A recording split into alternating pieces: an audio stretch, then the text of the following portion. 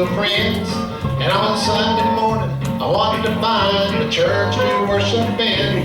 So I packed my bag and headed out, and saw it in a cloud of dust. It was the Ebenezer Fellowship, non-denominational, Baptist Gospel Free Will Church. Well, I walked in and it was time to start. That little church was packed. There was only one seat in the very front row, but I know I wanted to in the back. So I walked right down and took a seat, then a hush fell over the place as a sweet little gray-haired woman walked up and said, "Boy, I've got something to say. The folks around here call me Granny, 'cause I'm as sweet as I can be. Well, I volunteer for everything. They just couldn't make it without me. I teach Sunday school, I sew and bake, and I'm even in charge of the Christmas play.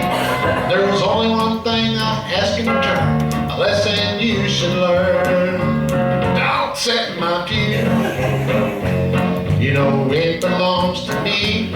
I've been sitting right here at least 40 years, and that's the way it's gonna be. I can tell you are new around here, so you better get one thing clear. If you know what's good for you, don't sit in my pew. Well, I walked to the back of the church feeling just about as tall as a flea when one of those deacons walked up and handed me a brown, ice-cold metal folding chair. So I sat out there in the aisle and listened to the choir sing, "I shall not be moved," while the preacher preached a fine sermon on like a tree planted by the waters.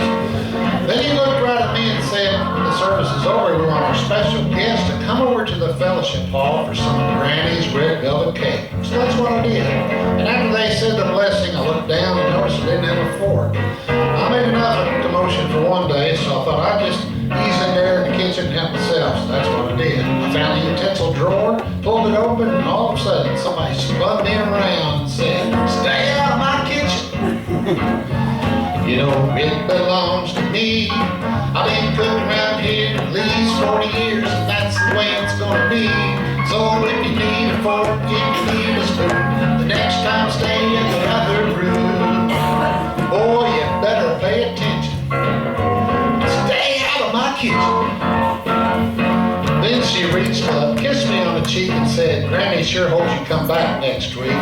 But if you do, the next time, don't get my parking spot. Don't sing so loud. Wear a coat and tie. Come early for Sunday school. Stay out of my kitchen. But most of all, I can tell you are new around here, so you better get one thing clear.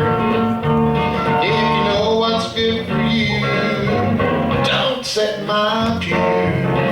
Now remember,